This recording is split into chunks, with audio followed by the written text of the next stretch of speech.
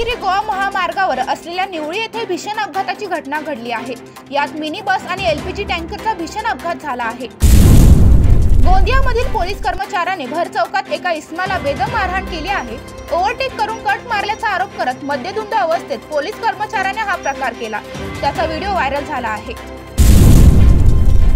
पाकिस्तानचा लष्कर प्रमुख असीम मुनीर याने पुन्हा एकदा भारताविरोधात गरळ ओकली। बकरी ईदच्या निमित्ताने त्याने नियंत्रण रेषेजवळील लष्करी कॅम्पला भेट दिली। त्याने काश्मीरचा राग पुन्हा आवळला।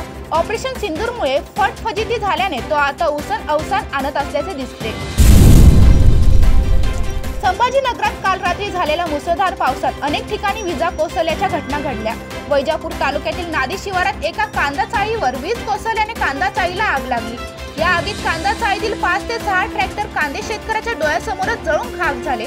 त्यामुळे या शेतकऱ्याचं मोठं आर्थिक नुकसान झाले। आता प्रशासनाकडून नुकसान भरपाई मिळणार का अशी आस या शेतकऱ्याला लागली आहे। यंदा लवकर दाखल झालेल्या मान्सूनने गेल्या काही दिवसांपासून धरण क्षेत्रात दडी मारली असून उकाड्यामुळे पाण्याची मागणी वाढली आहे।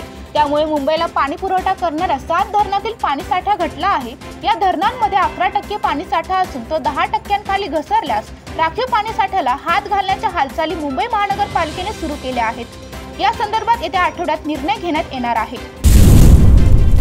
99 अखिल भारतीय मराठी साहित्य संमेलन साताऱ्याला होणार आहे। त्या आयोजित करण्याचा मान साताऱ्यातील महाराष्ट्र साहित्य परिषदेच्या शाहूपुरी शाखेला आणि मावळा फाउंडेशनला मिळणार आहे। अखिल भारतीय मराठी साहित्य महामंडळाच्या पुणे येथे झालेल्या बैठकीत हा निर्णय एकमताने घेण्यात आला, अशी माहिती अखिल भारतीय मराठी साहित्य महामंडळाचे अध्यक्ष प्राध्यापक मिलिंद जोशी यांनी दिली। चिपळूणहून रत्नागिरीकडे जाणाऱ्या खासगी ट्रॅव्हल्स गाडीला सीएनजी गॅसने भरलेल्या टँकरने जोरदार धडक दिल्याने एक गंभीर अपघात झाला आहे।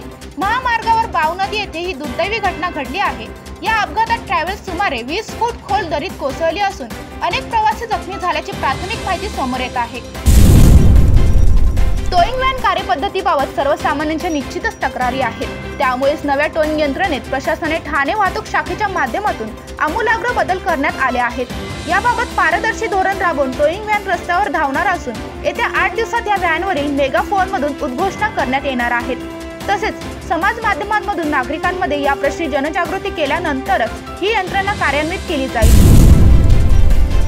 वारजे जलशुद्धीकरण केंद्राअंतर्गत येणाऱ्या विविध टक्क्यांशी संबंधित कामे येत्या गुरुवारी 12 जूनला केली जाणार आहेत।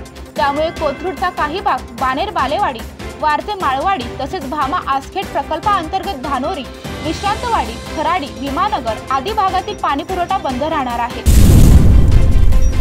कौटुंबिक कलहातून मुलाने धारदार शस्त्राने वार करून आईचा खून केला।